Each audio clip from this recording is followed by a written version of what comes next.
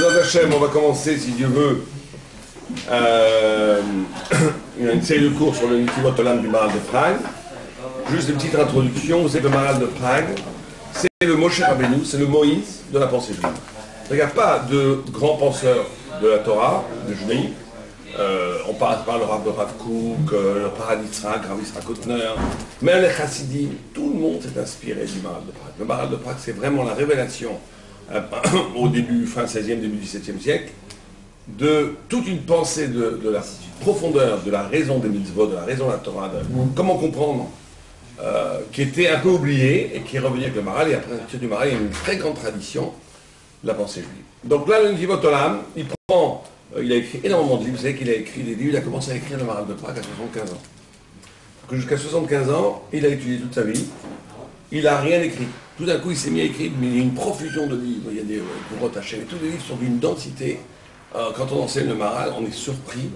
C'est des livres comme ça, et puis là c'est un tome, il y a plusieurs tomes de Nitivot Olam, des livres comme ça, et chaque chapitre, on peut rester un an sur chaque chapitre. Donc imaginez la somme de savoir qu'il y a dans ce livre-là.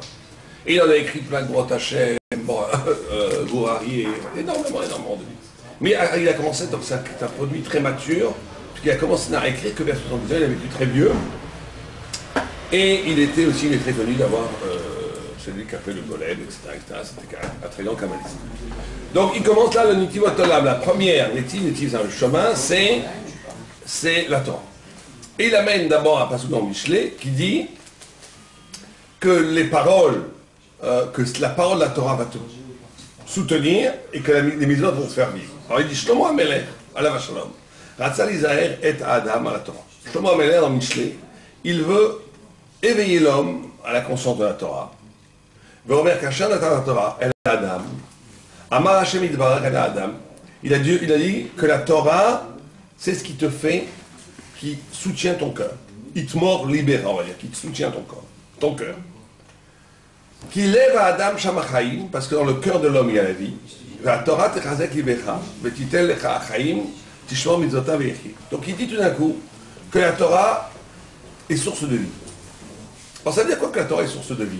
Le Maharal l'explique. En disant que la notion même de vie, de chaim, est comparée, pour le Maharal partout, tout le temps, pas comme une source. Comme une source. Comme la source, quand la Mayan chaim, elle fait sortir l'eau des entrailles de la terre. La vie, c'est toujours la révélation de quelque chose qui est intérieur, caché. C'est pour ça que rares sont les personnes qui, le Maharal le fait très souvent remarquer, qui vivent vraiment. Parce que pour vivre vraiment, il faudrait se mettre en connexion avec quelque chose au fond de nous-mêmes qui jaillit. C'est ça la vie. Une sorte de secret de vérité qui est au fond de nous-mêmes qu'on peut exprimer par la parole. C'est pour ça que la parole est très souvent liée à la vie. Parce que la parole est le lieu où se manifeste ce qui est caché au plus profond, et que c'est quand je révèle ce qui est caché au plus profond de moi, que j'ai une parole qui n'est pas que la reproduction d'une parole que j'entends à la télé, que je lis dans les journaux, que je répète ce qui est autour de moi. Ça, c'est pas une vraie parole. C'est pas encore véritablement vivre. Véritablement vivre, c'est de toucher à ce lieu au plus profond de moi, qu'il n'y a que moi qui connais, une sorte de couleur, une sorte de façon de penser, de façon de parler, de façon d'être, qui m'est absolument personnelle et qui va dire quelque chose qui va prendre sens pour tout le monde. À ce moment-là, on vit. Ou faire un acte de générosité, un acte, ce que vous voulez, qui est en même temps un acte qui vient profondément du cœur, mais qui va toucher le monde entier. Ça, c'est la vie. Tant qu'on est dans une vie où on répète des procédés qu'on a imités de l'extériorité, c'est pas la vie. C'est comme si on survivait, ou on est en sorte de sommeil, on est en latence, on n'est pas dans la vraie vie. Bon, il va expliquer ça, quel rapport avec ça, avec la Torah. Donc il dit, donc on va voir que c'est un peu compliqué. Donc il dit, Ki davar Torah tomri umeshorim kol haolam kulo. Il dit la Torah, elle est ce qui est tomer, c'est-à-dire ce qui soutient le monde entier, l'univers entier. Et si la Torah soutient le monde entier, à plus forte raison, elle soutient l'homme qui étudie la Torah. Qui est l'écart aussi shishi. Vous savez que dans la Torah, il écrit Yom Sheni, Yom Shleshi, Yom Revi, et tout il écrit Yom Ha-Shishi. On rajoute un He. Et la Gemara dans Shabbat, dans la Daf Pechet 88 à Aoud Aleph, Elle dit pourquoi on a rajouté un et? Pour te dire que de la même façon que Dieu, il a fait une sorte de tnaï, de deal avec la création. Il a dit, si la Torah dans le futur, si est accepté par le peuple juif, si le peuple juif accepte la Torah, alors le monde aura un kiyum, le monde aura une suite. Sinon, le monde retournera au néant. Donc on voit que la Torah, ici, dans cette optique, elle n'est pas... Ça, c'est très important, la Torah, que la Torah, c'est pas une religion, c'est pas un rajout de lettres. C'est pas du plus. Il y a le monde, et est apparue dans le monde une Torah. La Torah, elle est plus vieille que le monde, parce que Isaac Labor est un Barat Alma. Dieu, il a créé le monde, la Torah avant le monde, il a créé le monde à partir de la Torah. Et la Torah est la raison pour laquelle, c'est l'énergie, on va dire, qui fait vivre le monde. Au point, le Rav Chaim de Vologine avait organisé dans sa yeshiva qu'il ne fallait jamais qu'il n'y ait pas, on va faire ça ici aussi chez Israël, qu'il ne fallait pas qu'il y ait une seconde sans Torah. Donc il avait fait des 3-8. Il y avait des gens qui étudient, une partie des étudiants qui étudient 8 heures, après ceux qui devaient se reposer. 8 heures, ça s'arrêtait jamais. Ce qu'il disait, le sens même de l'étude, c'est ce qui soutient le monde. Donc s'il y a une seconde, lui il pensait véritablement que si Dieu préserve le monde pendant une seconde, pendant une minute, il n'y avait pas de Torah du tout, ben le monde s'écroulerait, il y aurait néant, anéantissement de l'univers. Comme ça il pensait mamache. Donc il dit, alors c'est pour ça qu'il y a toujours quelqu'un qui étudie la Torah dans le monde. Il y en a même qui ont dit c'est pour ça que Dieu a fait Amérique. Comme ça, quand on dort ici, là, ça étudie. Il y a toujours des gens qui étudient la Torah. Il n'y a pas une seconde, il n'y a pas de Torah. Bon, alors il dit que c'est pour ça qu'il a rajouté le et. L'Omar que Kolama Seberishit Ayut Louis Beomdim Ad Shishi Besivan. Aussi, c'est par rapport à une allusion. Yom Ashishi. Quel Shishi? Le 6 Sivan. On a reçu la Torah, le 6 ou le 7. Veim Bikablu Yisrael la Torah Muta, Veim Lo Yachzor Olam Letohubo. ואם כן, דברי תורה מחזיקים ותומכים הכל עד שיש לעולם קיום. וכל זה מפני כי התורה הוא סדר האדם באיזה מעשה יהיה נוהג ואיך יהיה נוהג ואיך יהיה מסודר במעשה וזה עניין התורה. Alors là, il faut essayer de comprendre ça aussi. Il y a 2 ou 3 choses qu'il faut comprendre. D'abord,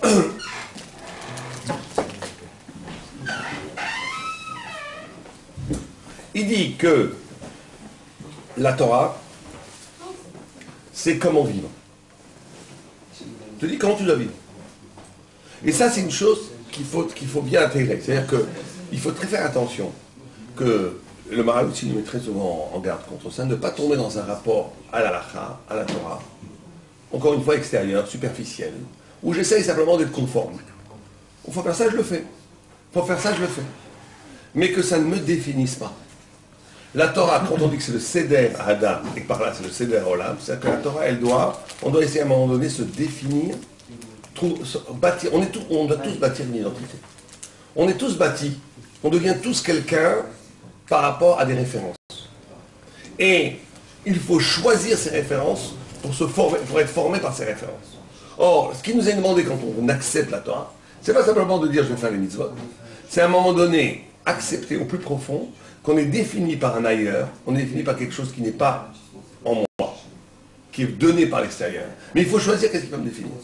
Alors des gens ils vont être définis par la société, d'autres vont être définis par le monde du travail, chacun est défini par ce qu'il veut.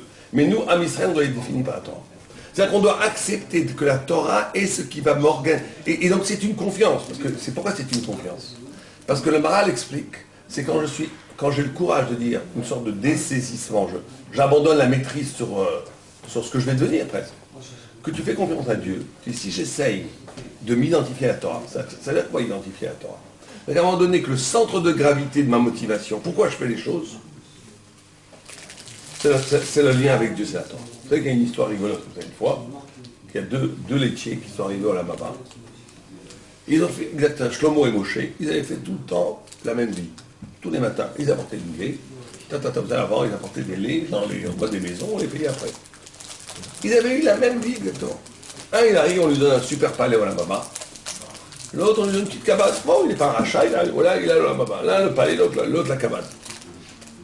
Shlomo, il dit, je comprends pas, Moshe, je le connais, on était voisins, on a eu exactement la même vie. On allait au même minyan, on faisait le même métier, on parlait ensemble, on étudiait le même son. On a fait exactement, pourquoi lui il a un palais, moi j'ai une cabane. Et l'ange qui était préposé lui dit, je vais vous dire pourquoi. Parce que lui, quand il donnait le lait, il avait comme kavana de faire un chesed, d'aider le juif, de lui donner le lait. Toi, tu étais honnête, pas de problème, c'était mon boulot, c'est tout. Ça change tout. Pourquoi une petite Kavana comme ça va changer tout? Parce que cette Kavana, elle fait que on peut avoir exactement la même vie. Mais comment cette vie me touche à l'intérieur? Comment cette vie va me toucher à l'intérieur? C'est-à-dire comment je vais être défini par cette vie. Ça, c'est une question de décision. On peut faire la même vie, avec la même chose. Mais si je fais cette chose-là dans une optique d'être Eved Hashem, de servir Dieu, de m'inscrire dans une volonté qui fait, ça change toute la vie, ça transfigure toute la vie, ça illumine toute la vie. C'est pour ça d'ailleurs, vous savez qu'on ne fait pas de bracha, vous l'étudiez le matin, vous revenez l'après-midi, on ne doit pas faire la bracha l'après-midi. Ah, pourtant, il y a un grand clal dans les brachot, car F-sec, on devrait refaire. Tous les F-sec, on refait. Or, on dit qu'on ne refait pas, pourquoi? Parce qu'on dit que quand on a arrêté d'étudier, on continue à étudier. Comment? Je mange pour étudier. Je dors même pour étudier. Je travaille pour étudier. Donc ça veut dire que c'est pour ça que tout est unifié. Il n'y a pas besoin de refaire la bracha, parce que c'est unifié à l'étude. Mais ça, il y en a qui disent que le premier temple a été brûlé, parce que le Shalom Bichou Betorah Trina, le deuxième temple, parce qu'ils n'ont pas fait la bracha avant. On dit bien sûr qu'ils ont fait la bracha. Ils faisaient la bracha.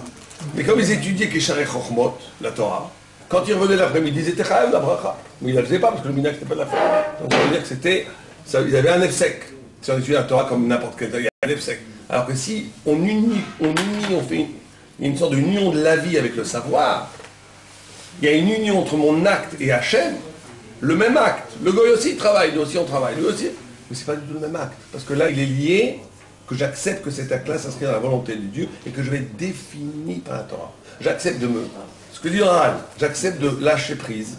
À partir de maintenant, je veux être défini par la Torah. Est-ce que la confiance, elle vient qu'en acceptant d'être défini par la Torah, il y a un retour que je me retrouve vraiment moi-même. On est vraiment soi-même, c'est ça le paradoxe. On devient vraiment soi-même quand on est capable d'abandonner une définition banale de soi-même, évidente, de dire, bon, moi je suis... Il y a une autre façon d'être de moi-même qui est cachée, qui est révélée dans la Torah. Si j'accepte, et ça fait peur, parce qu'on abandonne les automatismes, les choses faciles, mais après on retrouve une sérénité, on retrouve vraiment qui on est. On retrouve la grandeur de nous-mêmes. Et c'est ça qui nous est demandé. Alors, ce que dit ici le mal aussi, il pose un autre point qui est très, très difficile. Alors, on a dit que la vie, c'est cette façon de faire jaillir ce qui est immortel en nous. C'est pour ça qu'à Israël, quand la Torah a été donnée, il est devenu immortel. Pourquoi il est devenu immortel? Après, à la faute du Vaudor, il est redevenu immortel. Il est devenu immortel tout simplement parce que, c'est pas du tout magique. C'est parce que si la Torah est immortelle, c'est la parole de Dieu qui crée tout, la vérité est immortelle. Et quand on a reçu la Torah, on a reçu la Torah avec l'âme. Il faut bien comprendre ça, que la Torah, c'est pas la révélation d'une vérité simplement. C'est pas que, comme on nous a montré la vérité, c'est que cette vérité, elle a déchiré le tissu opaque du monde pour nous coller notre identité la plus profonde à l'éternité de la parole de la Torah. On est devenu nous-mêmes Torah, pour dire les choses simplement. On a compris plutôt que le fond de l'âme juive, c'était la parole de Dieu lui-même. C'est pour ça que le Gaon de Vilna, il voyait quelqu'un, il vous dit, vous êtes cette lettre-là dans la Torah. Il voyait quelqu'un, il dit, vous êtes ce mot, un très grand sadique, un pasouk. Il voyait un petit, il dit, vous êtes juste le cote de tout petit morceau. Et là, il dit, je vous vois pas, tu préserves. Une erreur. Il voyait, chaque personne correspond à quelque chose dans la Torah. La Torah est juive, c'est ce que dit le Zohar. Am Israël, la Torah c'est Echad. Echad. Quand on comprend vraiment ça, on devient immortel. Quand on devient vraiment Torah, on devient immortel. Et ça va être ça le problème. Le problème c'est que, il dit que la Torah elle ne peut être comprise qu'à partir de notre propre faculté alors qu'elle est infiniment plus grande que nos facultés.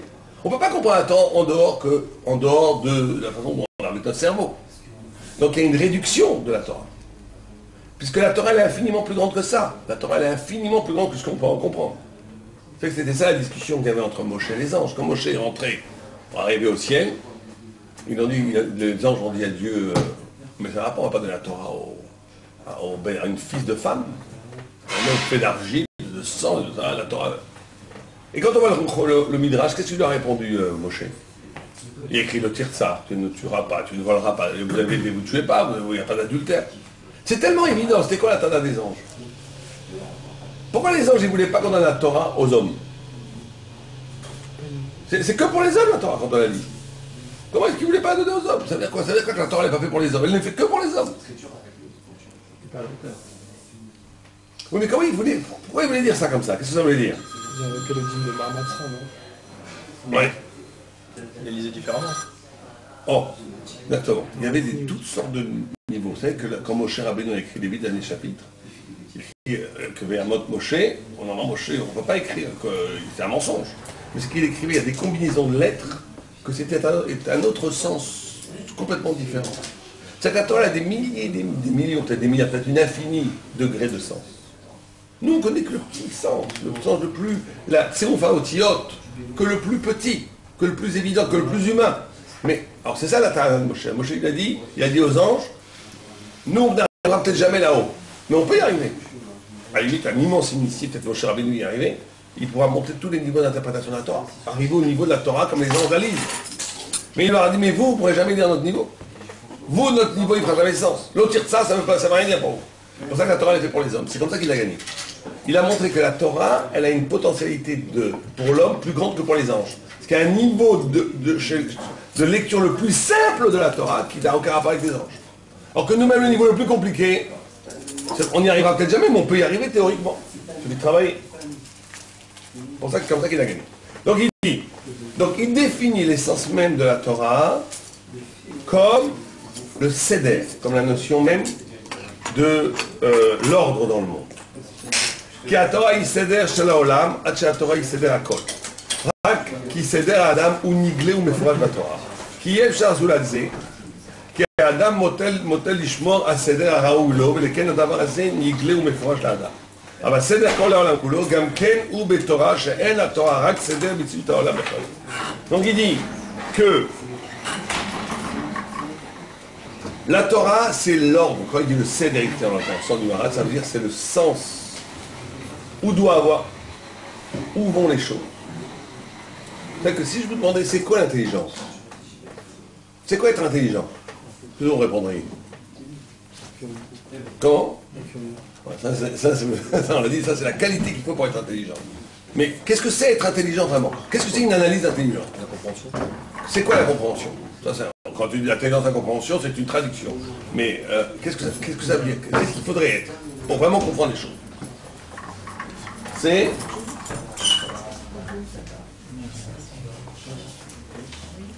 d'accord? Merci. Ce que les maîtres nous enseignent, c'est que l'intelligence, c'est la capacité de comprendre un malheur. Où les choses vont. C'est ça comment les gens qui n'ont pas de culture, ils sont très intelligents parce qu'ils voient quelque chose, ils savent où ça va. Il y a des gens qui connaissent tout, ils sont des idiots. Enfin, j'exagère. Ils ont appris plein de choses. Mais tant qu'on ne leur explique pas, ils ne voient pas où ça va.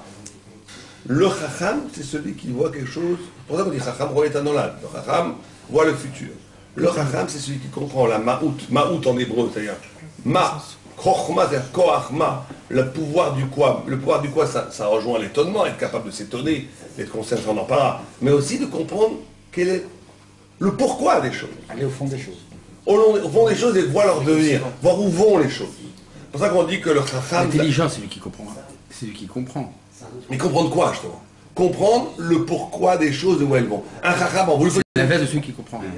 Oui, mais on essaie de comprendre qu'est-ce que c'est compréhension. Il y a une façon de comprendre qui n'est pas une façon intelligente de comprendre. C'est par exemple en faisant, vous avez des références dans la tête, c'est quelque chose qui ressemble plus ou moins, vous dites ça aussi ça marche, mais c'est pas ça, c'est pas comprendre. Vous comprenez? Imaginez que vous avez vu un médecin donner toujours des médicaments, quand de l'aspirine quand quelqu'un il a de la fièvre. Je vous dis n'importe quoi, d'accord? Vous voyez un autre qui a de la fièvre, vous dites je lui donne aussi de l'aspirine, ça c'est pas l'intelligence de la chose. Parce que peut-être là, au contraire, l'aspirine ça va le tuer. Par contre, si je comprends qu'est-ce que les molécules qu'il y a dans l'aspirine, qu'est-ce que ça fait, et que je comprends pourquoi il y a la fièvre, et que si là le malheur j'entre, et là c'est toujours un malheur. L'intelligence c'est toujours un cheminement. Je comprends le cheminement des choses, que chaque chose vient de quelque part et va vers quelque chose. Quand je comprends ce monde, cette notion-là, d'où ça vient, où ça va, j'ai la comprendre. Attendez, on finit juste le texte. La finalité. Oh. Donc il dit que la Torah c'est le Seder et Hakol. Donc non, on disait donc, le problème maintenant qu'on va avoir dans toute étude de la Torah, c'est que comme on est obligé d'étudier la Torah avec nos kelim, on est obligé d'étudier avec la Torah avec nos kelim, avec notre chokhma, avec nos regards, avec notre compréhension, Et que ces kélim, ils sont humains. À la limite, au niveau logique, le cerveau d'un juif est peut-être un petit peu développé que celui d'un goy, mais pas vraiment. Enfin, il n'y a pas de 1 plus 1 font 2 pour tout le monde. On utilise les mêmes kélim intellectuels que n'importe qui, que n'importe quel humain. Pour essayer de tofes, pour essayer d'attraper une parole qui est de feu, la parole divine. Comment ça peut marcher, ça? C'est l'un des problèmes du Maral très souvent. Donc le Maral dit que on est obligé de comprendre la Torah avec nous-mêmes, parce qu'il n'y a pas d'autre façon. Mais que justement, le malar qu'il faut avoir, le geste intellectuel qu'il faut avoir quand on étudie, il faut faire très attention à ça, c'est qu'au cœur même, après de ce qu'on reçoit, d'essayer de découvrir une logique, un horizon conceptuel, un horizon d'idées qui n'a rien à voir avec l'homme. C'est ça la révélation. La révélation, encore une fois, c'est pas les images qu'on nous a mis dans la tête avec des films, on monte une montagne, voilà. Bien sûr qu'il y a eu la montagne, la révélation, c'était pas comme on voit dans les films. Mais la révélation, elle s'opère dans l'étude même de la Torah. Quand j'étudie la Torah véritablement, étudier la Torah, j'avais un grand rabbin qui disait, c'est d'être capable de reproduire, c'est pas de raconter ce que le Sinaï nous a dit, c'est de reproduire un événement sinaïque. La Torah doit être étudiée comme elle a été donnée. Comme elle a été donnée gratuitement, il faut l'enseigner gratuitement. Comme elle a été donnée dans la Hira, il faut qu'elle ira. Comme elle a été donnée dans la Simra, il y a toutes sortes d'alachot qu'on apprend du don de la Torah, comment elle doit être étudiée et enseignée. Donc c'est pas juste une imitation de Har Sinaï. C'est que comment est-ce que la Torah en essence doit avoir lieu quand elle est étudiée? C'est reproduire Har Sinaï. C'est ça, reproduire. Chacun à son niveau, bien entendu. Mais ça veut dire que, or, Har Sinaï, c'est quoi? C'est une trouée dans l'opacité du monde, de l'être. C'est l'apparition de la vérité en soi. Or, c'est ça étudier. Étudier, c'est un deux mouvements. Un premier mouvement, on utilise les kélim humains, l'intelligence, la logique, tout ce que vous voulez, pour comprendre, pour avoir une saisie, pour avoir un lien. Mais au cœur même de cette saisie doit apparaître, et ça demande justement pour ça que ça doit apparaître la révélation divine pure. C'est pour ça que vous n'avez jamais dans la Torah, c'est extraordinaire, extraordinaire, vous n'avez jamais un grand chacham qui n'est pas en même temps un tzaddik. Ça n'existe pas. Vous n'avez pas un immense Talmid Chacham qui n'est pas en même temps un immense tzaddik. Ça n'existe pas. Pourquoi? Parce que ça ne suffit pas de comprendre pour accéder à la Torah. Il faut les qualités d'humilité, de Hanava, de Hirat Hashem, etc., qui font que ces qualités-là permettent l'apparition de la... Il faut être Taor pour être Zoché d'une révélation. Celui qui n'est pas pur ne peut pas être Zoché d'une révélation. L'inverse est possible. Comment? D'être Taor et ne pas être... il y a écrit En Amaretz, En Chassid Amaretz. Il y a des gens qui ne sont pas choutes, qui sont très bien, mais ils n'arriveront jamais non plus à un haut niveau de Kedusha sans la Torah. Parce que la Torah, c'est le moteur. L'étude de la Torah, c'est le moteur.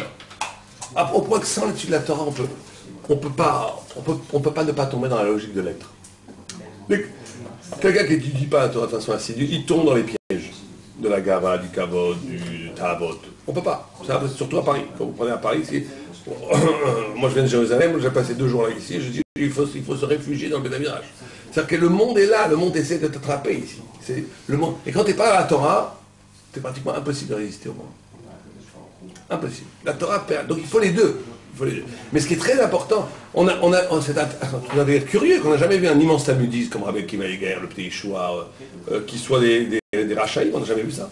Alors qu'il y a chez les philosophes, les plus grands philosophes, c'est tous des rachaïs. Heidegger qui a une pensée incroyablement forte, c'était un rachat gamin. Et de plus en plus, c'est toujours comme ça. C'est très rare quelqu'un de très intelligent, de génial chez les goïms qui ne soit pas rachat. Parce qu'ils ont besoin d'énergie, de la violence pour arriver à ce qu'il y a. Dans la Torah, c'est le contraire. Dans la Torah, c'est le contraire. Pourquoi? Parce que ce n'est pas un savoir comme les autres. Donc on comprend que tout le moussard et toute l'intelligence de la Torah, c'est un, c'est pas deux. C'est pas qu'il faut étudier, être Talmid Chacham. Et en plus, c'est l'un est constitutif de l'autre. Sans tout le champ de la Kedusha, on ne peut pas comprendre la Torah. Parce que justement, c'est là la Torah, c'est le paradoxe. Où j'apprends la Torah avec les kélim humains, j'apprends la Torah avec des ustensiles complètement humains, mais que, comme c'est quelque chose d'inhumain la Torah, c'est quelque chose de purement divin, une révélation de la vérité en soi divine, qui est radicalement, qui est au-delà de l'être, au-delà du monde, on est obligé d'avoir le chen, le chesed, c'est pour ça qu'on dit chonen adat. Chonen adat, ça veut dire de don, de grâce, c'est un grâce, Hachem nous fait un cadeau, on ne peut pas comprendre sans ça. Donc on va dire, nous, ce qu'on a fait, c'est simplement pousser un maximum les filets, et après il faut recevoir. C'est pour ça que Le fin fond du savoir, c'est la Kabbalah. Kabbalah, c'est-à-dire recevoir. On reçoit. On reçoit. Mais dès que tu crois que c'est toi qui comprends, que c'est toi qui bâtis, c'est toi qui produis les concepts, c'est toi. Toute sphara, c'est toujours un reçu. C'est toujours un reçu, tu reçois. Tu reçois du...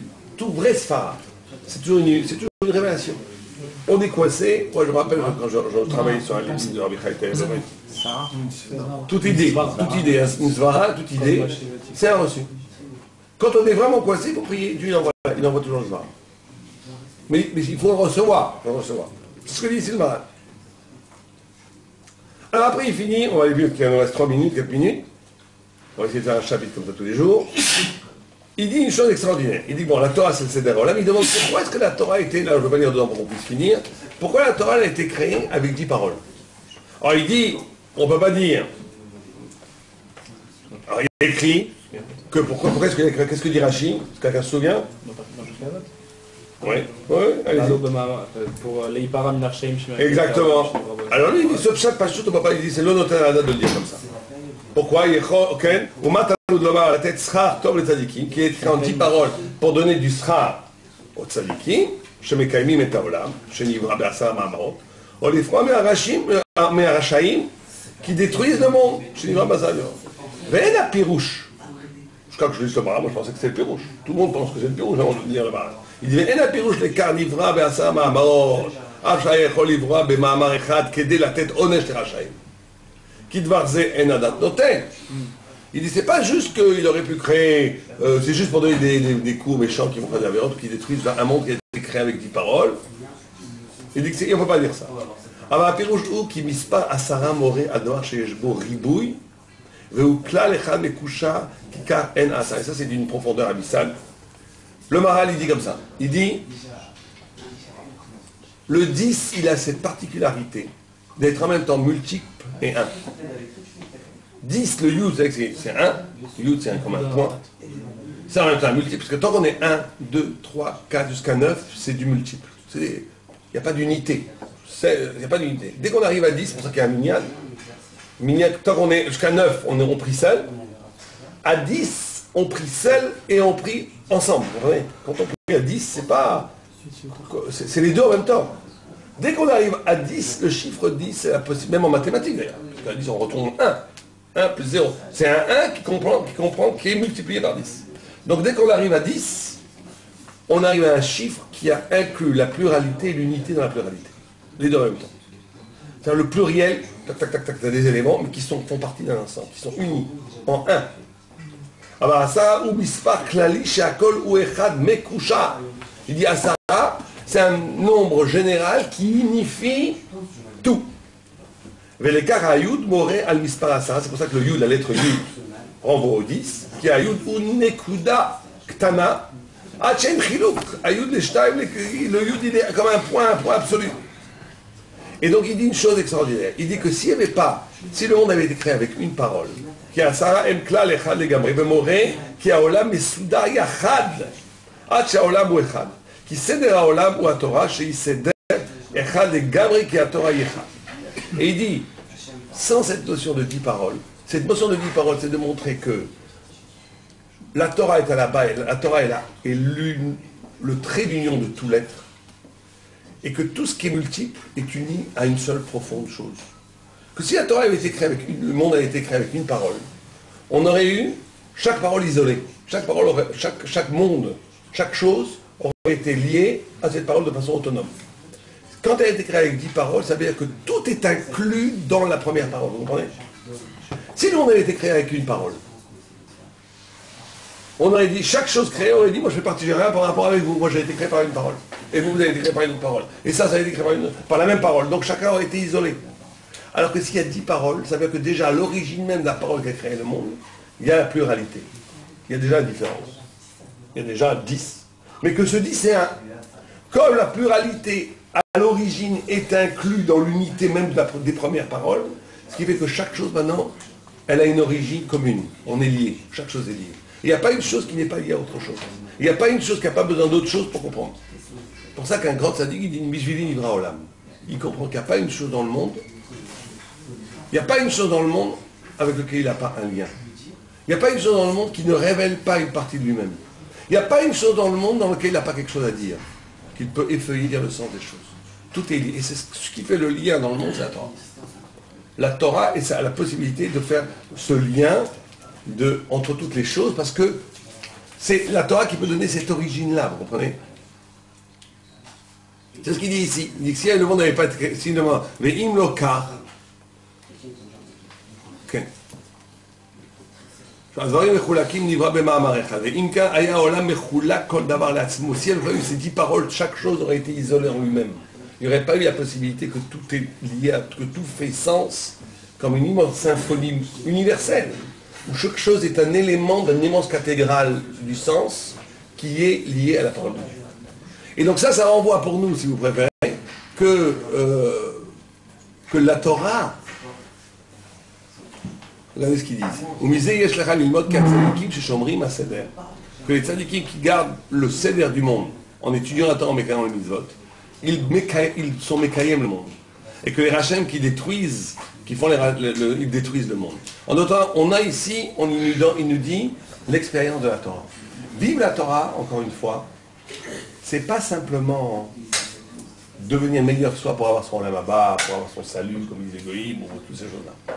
Vivre la Torah, c'est sortir justement d'être conscient que l'homme a ce privilège d'être la créature qui a la conscience de l'unité du monde et qui par là bâtit le monde.